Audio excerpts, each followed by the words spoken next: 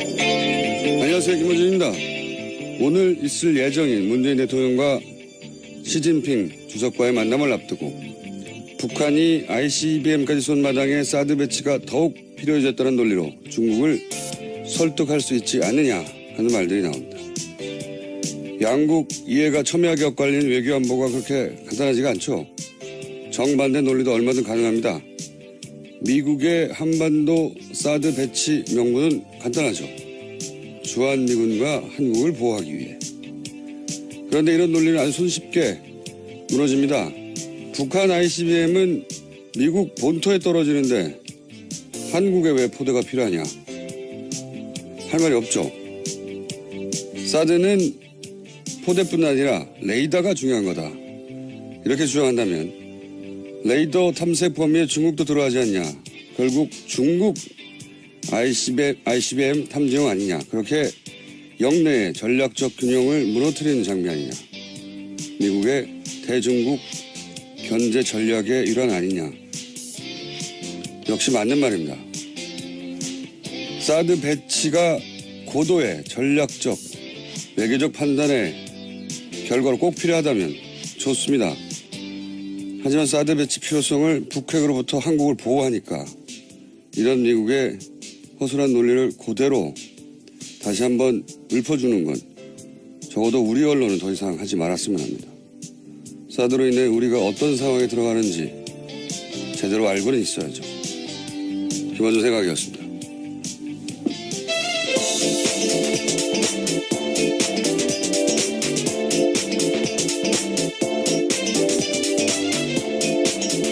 시사인의 김은지입니다. 네. 자, 오늘 여러 정상과 만남을 가지죠. 네. 네, 문재인 대통령 4박 6일 독일 순방 일정 시작됐습니다. 오늘 시진핑 중국 국가주석과 첫 정상회담 가지고요. 또 퀘르보 재단 초청으로 한반도 평화 구축과 남북관계, 통일 등 주제로 연설합니다. 또 이어서 도널드 트럼프 미국 대통령 초청으로 한미일 정상 만찬회동에 참석할 예정입니다. 그리고 나서 아베 총리도 만나고 푸틴도 만나고. 네, 그건 내일 일정이고요. 네. 또 모레에는 인도 모리 총리, 또 프랑스 마크롱 대통령, 텀블 호주 총리 등과의 정상회담도 조율 중입니다. 정상회담이라기엔 너무 짧고요. 사실. 정상과의 회담, 예. 네, 정상조우, 네네. 정상인사 뭐 이 정도 되죠. 사실은. 이 단체 미팅 같은 거죠. 단체 미팅 같은 20개 나라에서 정상들이 왔기 때문에 빙빙 돌아가면서 자기들끼리 만나요. 예. 안녕하냐고. 여기서 뭔가 중대한 결정은 내리지 않고. 예. 관련해서 독일 저는 이제 이런 일이 있으면 꼭 현지 반응 같은 거 지져보는데 요즘 뭐 인터넷이 워낙 발달해 있으니까 그 소식을 금방금방 얻을 수 있죠. 독일도 뭐 미국처럼 교민들 반응이 굉장히 많습니다. 네. 그런 보도도 꽤 있었는데 굉장히 극적인 반응을 하거든요. 근데 이게 최근 몇 년간 교민들을 많이 접해보지 않으면 교민들이 왜 이렇게 극적으로 반응하는지 잘 알 수가 없어요. 전 세계 어딜 가든 앞으로 다른 국가를 순방하더라도 마찬가지인 것이 이제 박근혜 최순실 게이트가 워낙 세계적인 이슈였어요. 어느 나라도 많이 보도가 됐거든요. 근데 이제 대통령이 부정 축제 스캔들에 휘말렸다 이런 소식은 원래 과거로부터 드물지 않은 뉴스였는데 이 박근혜 최순실 게이트는 현대 국가에서는 워낙 있기 힘든 뉴스, 19세기 정도에 있던 사건 같은 거거든요. 무당 얘기 막 나오고 그리고 이제 뒤에 개인이 있고 그래서 믿을 수 없는 뉴스를 실제 교민들이 현지인들로부터 그런 질문을 많이 받았어요. 저도 최근 몇 년간 교민들을 접하면 이런 얘기를 꼭 하더라고요. 그러니까 너무 부끄럽다 그런 걸 물어보는 게. 그래서 한국인이 아닌 척 한다고. 네네. 물어볼까봐. 네, 슬픈 일이네요. 네. 네. 그러다가 이제 촛불 집회가 시작되고 또 그 과정에서 이제 연행된 사람도 한 사람도 없고. 네. 그리고 그렇게 대규모 집회가 오래 진행됐는데 이제 철저히 사법부 절차로 정권이 평화적으로 교체되고 이게 이제 우리가 생각하는 것보다 훨씬 더 놀랍다는 보도가 많이 있었고 물론 뭐 매일매일 보도됐다는 건 아니지만 기억에 남을 정도로 보도가 됐고 그걸 통해서 이제 새로 대통령이 나왔던 사실 때문에 정치적 성향은 차치하더라도 그 사실 자체에 자부심을 느끼게 된 교민들이 많아요. 네, 지난 대선 때 재외국민 투표 이례적으로 굉장히 높지 않았습니까? 그러니까요. 그런 것들만 보더라도. 원래 해외 여행만 가도 막 한국적인 걸 보면 마음이 움직이잖아요. 예, 누구나. 근데 이제 교민들은 훨씬 극적이죠. 거기 살고 있으니까. 그래서 내가 한국인이라고 다시 밝히기 시작했고 자부심을 느낀다. 라는 마음을 표현하고 싶은 겁니다. 실제로. 그래서 교민들 반응이 훨씬 진하고. 이번에 메르켈 총리 만났을 때도 문재인 대통령이 이제 메르켈 총리 끌고 교민들 밖에서 기다리고 있는데 그 문 앞, 철문 앞까지 갔다는 거 아닙니까? 독일은 좀 더 특별하죠. 최순실 게이트가 한 축이기도 했었고요. 그렇죠. 예. 네, 그래서 사실은 안민석 의원이 독일 교민으로부터 도움을 많이 받았다고도 하고. 그래서 메르켈 총리하고 우리 언론이 보도했는지 모르겠네요. 메르켈 총리하고 그 교민들 앞에서 기다리는 데 가가지고 막 같이 악수하고 자랑하고 싶었던 거죠. 네. 앞으로 정상회담 내용도 내용이지만 실제 현지에서 어떤 반응이 있느냐 하는 관점에서 보자면 교민들의 반응 굉장히 재밌습니다. 찾아보시면 극적이고. 자, 하여튼 정상회담까지 붙이면 거하고 정상조우들이 연달아와 있겠네요. 다음 뉴스는요? 네, 어제 북한 언론 매체들이 김정은의 반응을 보도했습니다. 자신들의 전략적 선택을 미국이 매우 불쾌했을 거다라는 식의 이야기인데요. 조선중앙TV에서는 이런 보도가 나왔습니다. 독립절에 우리에게서 받은 선물 보따리가 썩 마음에 들지 않아 할 것 같은데 앞으로 심심치 않게 크고 작은 선물 보따리들을 자주 보내주자고 호탕하게 웃었다라는 겁니다. 네. 조선중앙TV에서 이 정도 개그 코드가 들어간 건 처음 보네요. 네.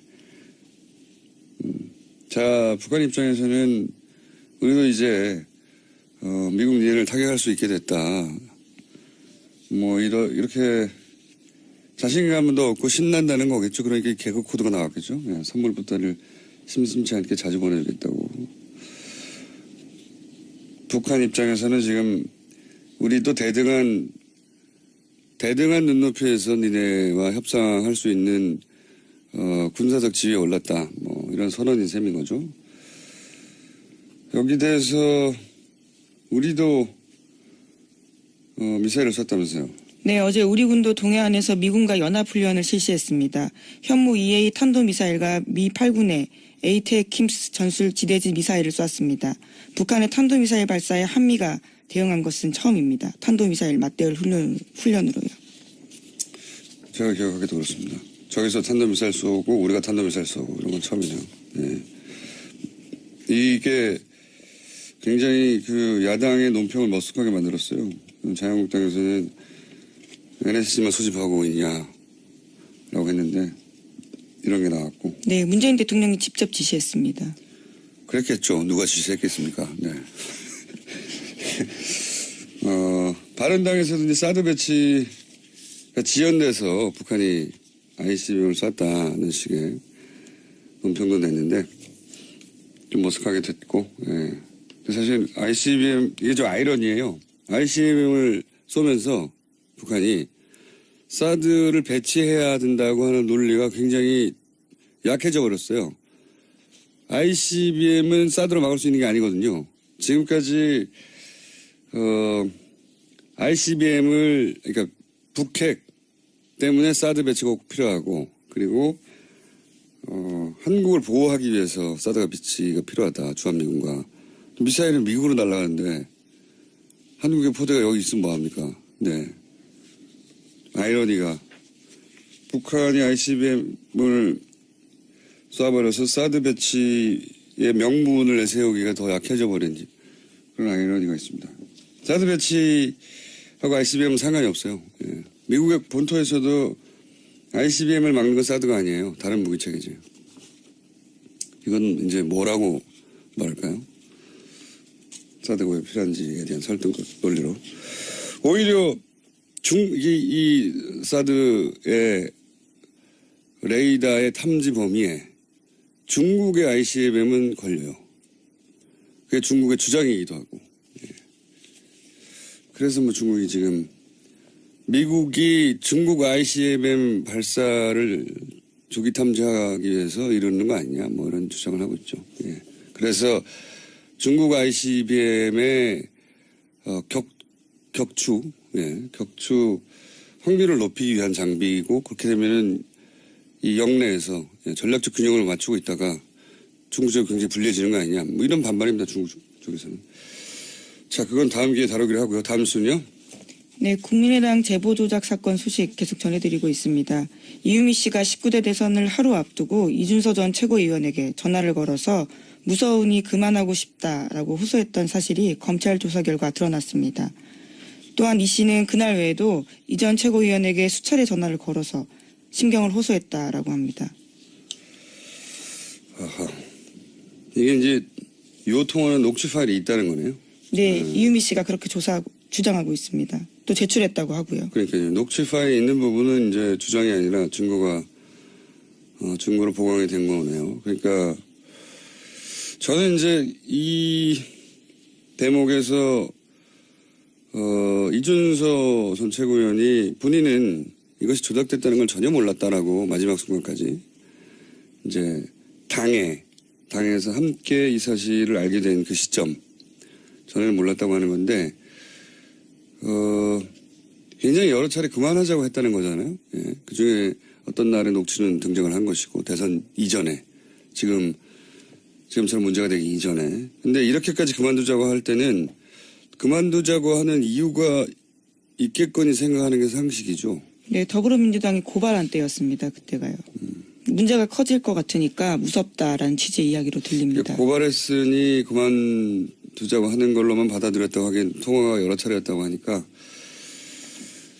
이준서 최고위원이 이제 지금도 몰랐다고 앞으로도 계속 몰랐다고 하는 입장밖에 취할 수 없긴 할 텐데 이유가 있겠거니 뭔가 자료가 부실하거나 불완전하거나 최소한 문제가 크게 있어서 이러는 거라고 생각하는 게 상식인데 전혀 몰랐다고 하니까요. 그 부분은 설득력이 좀 떨어지는데 그걸 밝히는 검찰의 몫이죠. 예, 다음 주는요. 네, 지난달 28일에는 국민의당 이용주 의원이 이유미 씨가 검찰에서 단독 범행이라고 진술했다라고 밝힌 바 있습니다. 그런데 이유미 씨는 검찰 조사에서 이준서 전 최고위원이 파일 조작에 개입했다라고 일관되게 주장했다라고 어제 JTBC가 보도했습니다. 그렇군요. 단독 범행이냐 아니냐 이게 이제 가장 초미의 관심사인데 제가 보기에는 이준서 전 최고위원도 이런 주장이 계속 나오고 이런 정황이 계속 나오면 점점 입건 가능성이 높아질 수 있다고 보여지는 보도네요. 자, 이건 추정으로는 여기까지가 한계이기 때문에 자, 다음 뉴스는요. 네. 최순실 게이트 관련된 소식 계속 전해드리고 있는데요. 어제도 이재용 삼성전자 부회장 재판 열렸습니다. 이 자리에 이상화 전 KB 하나은행 본부장이 증인으로 출석했습니다. 최순실 씨 독일 금고직이라고 알려진 인물인데요. 네, 여러 차례 저희도 소개했는데 네. 드디어 증인으로 나왔네요. 네, 이 전 본부장이 특검에서 한 진술이 일부 공개가 됐습니다. 이 전 본부장은 특검에서 글로벌 영업본부장으로 임명된 이유를 묻는 질문에 대해서 최순실 씨의 계획 아래 제가 본부장으로서 영향력을 행사하게 됐다고 생각했다라고 증언했습니다. 그게 무슨 말이죠? 그러니까 최순실 탓이라는 거죠. 그러니까 본인이 본부장으로 간 것은 최순실이 원했기 때문이다. 그리고 그 네. 자리에 가게 해줬기 때문이다. 그렇죠. 네. 그러면 왜 최순실 씨가 이상화 전 본부장을 그 자리에 가도록 만들었느냐 이게 중요하잖아요. 그게 네. 핵심인 것 같은데. 거기에 대한 자기의 추정도 나와 있습니다. 네. 해외 지사의 선정이나 외환관리 규정, 프로젝트 참여 등 본인의 계산 아래 짠 계획을 자신을 이용하려고 했다라고 보고 있고요. 뭐 저희가 또 계속 추정해왔던 바죠. 네. 해외 인맥도 최순실 씨가 있기 때문에 그런 차원에서 자신을 이용하려 한 것 같다라는 식의 이야기를 했다고 합니다.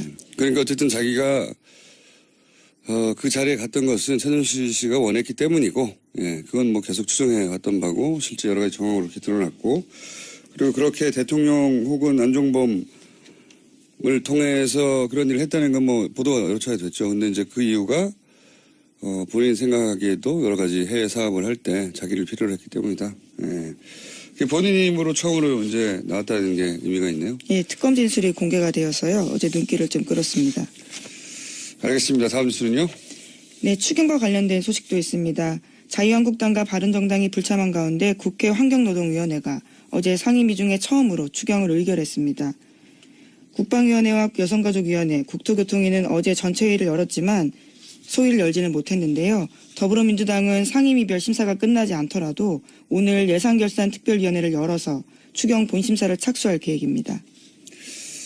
이 추경사안은 이렇게 가다가는 어느 시점에 추경 때문에 헌정사상 최초로 직권상정을 하는 모습을 볼 수도 있을지도 모르겠습니다. 추경은 사실 한 번도 통과되지 않은 적이 없거든요. 예.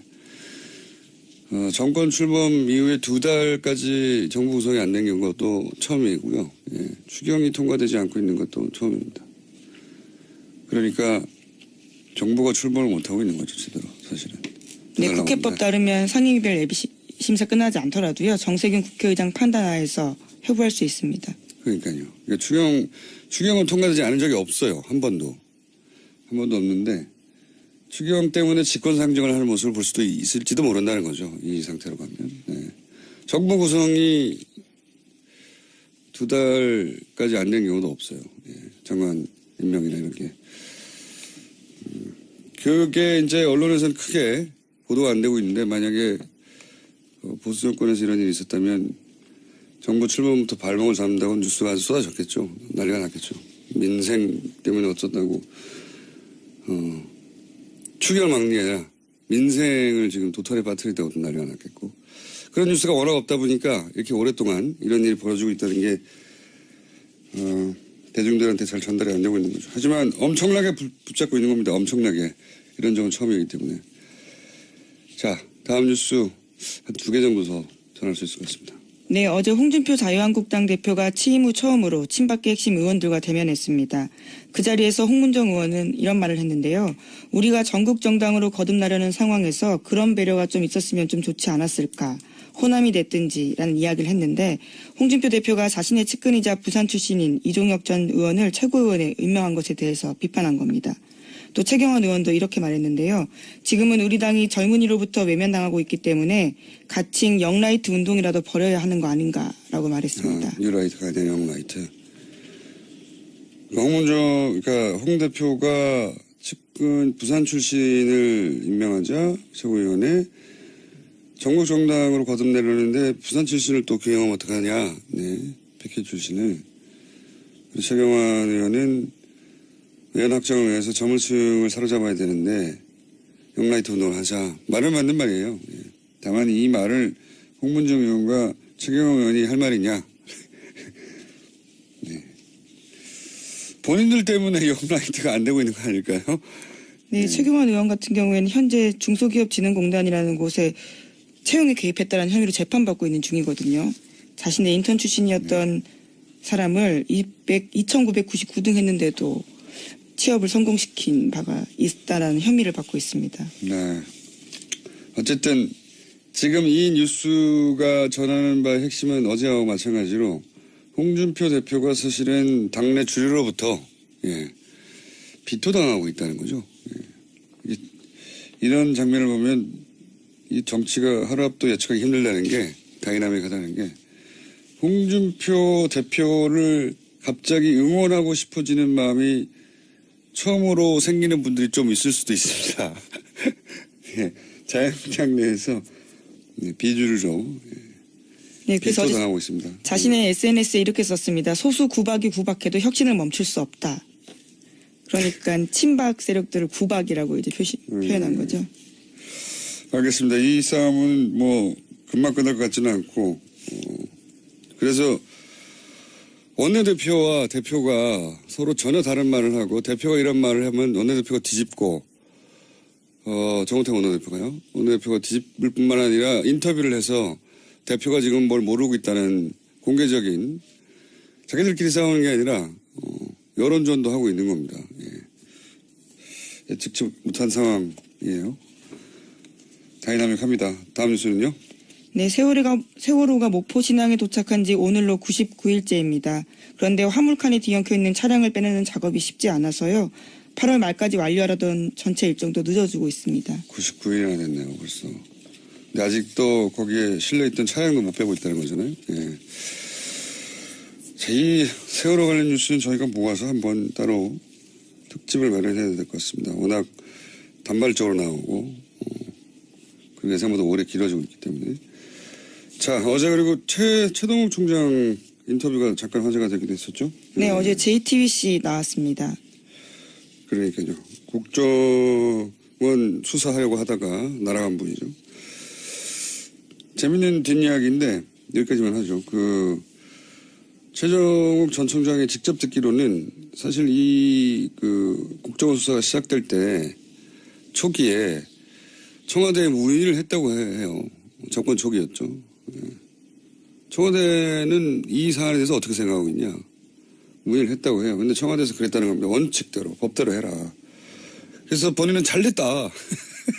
그래서 아주 원칙대로 해야지. 이렇게 생각하고 본인이 가장 신뢰하는 후배 윤석열 검사에게 마음껏 해!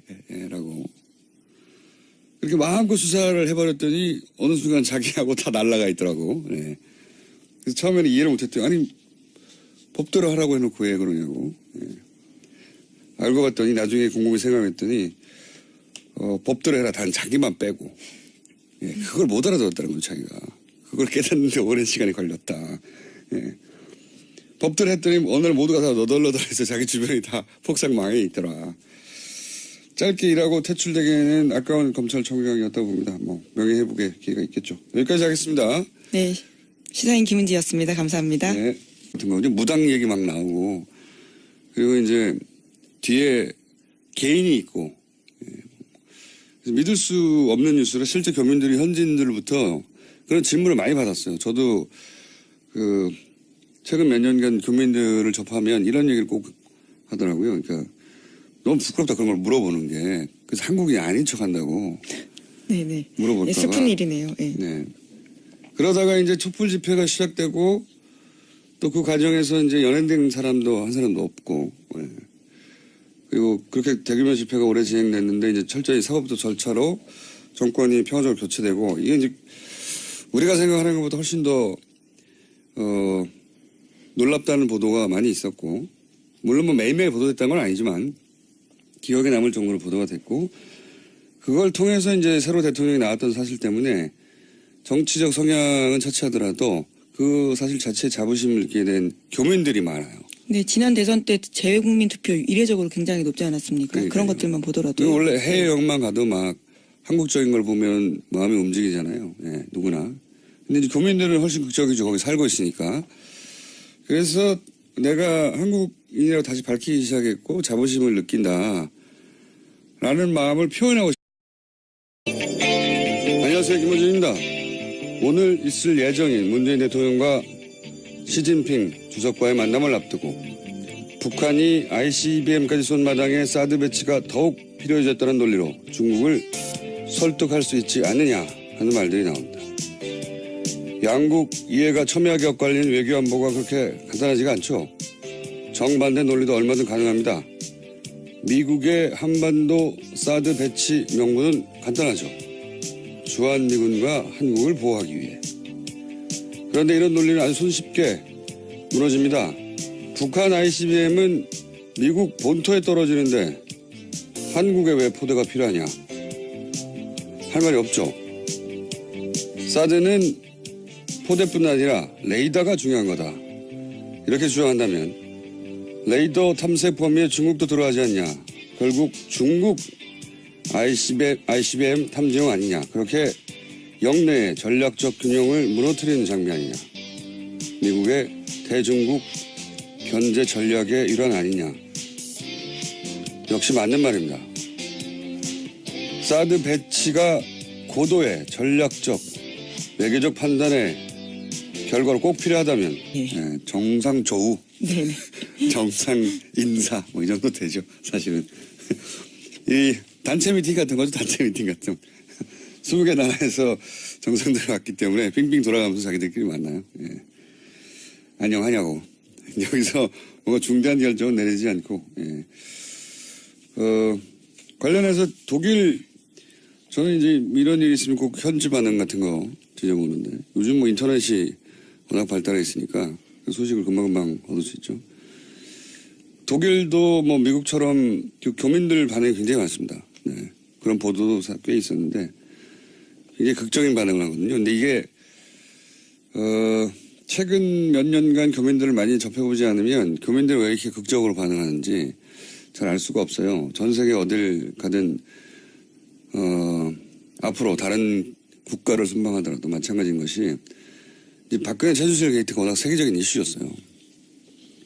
어느 나라도 많이 보도가 됐거든요. 근데 이제 뭐야 대통령이 부정 축제 스캔들에 휘말렸다 이런 소식은 원래 과거로부터 드물지 않은 뉴스였는데 이 박근혜 최순실 게이트는 현대 국가에서는 워낙 있기 힘든 뉴스 19세기 정도에 있던 사건과 좋습니다.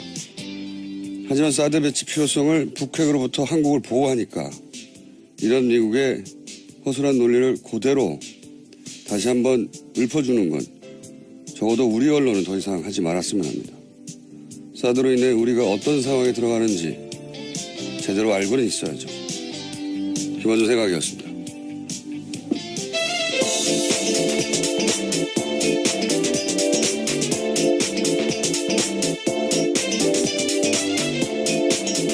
시사인의 김은지입니다. 네.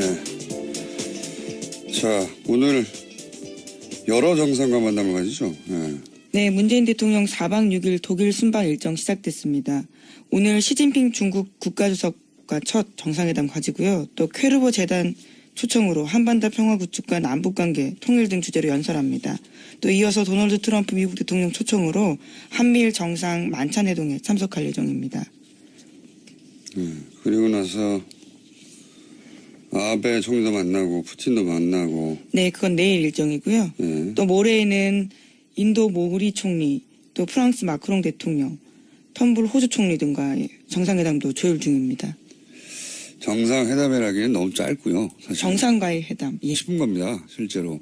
그래서 교민들 반응이 훨씬 진하고 이번에 메르켈 총리 만났을 때도 문재인 대통령이 이제 메르켈 총리 끌고 교민들 밖에서 기다리고 있는데 그 문 앞 철문 앞까지 갔다는 거 아닙니까? 독일은 좀 더 특별하죠. 최순실 게이트가 한 축이기도 했었고요. 그렇죠. 예. 네, 그래서 사실은 안민석 의원이 독일 교민으로부터 도움을 많이 받았다고도 하고. 그래서 메르켈 총리하고 우리 언론이 보도했는지 모르겠네요. 메르켈 총리하고 그 교민들 앞에서 기다리는 데 가가지고 막 같이 악수하고 자랑하고 싶었던 거죠. 네. 앞으로 정상회담 내용도 내용이지만 실제 현지에서 어떤 반응이 있느냐 하는 관점에서 보자면 교민들의 반응 굉장히 재밌습니다. 찾아보시면 걱정이고. 자, 하여튼 정상회담까지 붙이면 거하고 정상조우들이 몇 나라가 있겠네요. 다음 뉴스는요? 네, 어제 북한 언론 매체들이 김정은의 반응을 보도했습니다. 자신들의 전략적 선택을 미국이 매우 불쾌했을 거다라는 식의 이야기인데요. 조선중앙TV에서는 이런 보도가 나왔습니다. 독립절에 우리에게서 받은 선물 보따리가 썩 마음에 들지 않아 할 것 같은데 앞으로 심심치 않게 크고 작은 선물 보따리들을 자주 보내주자고 호탕하게 웃었다라는 겁니다.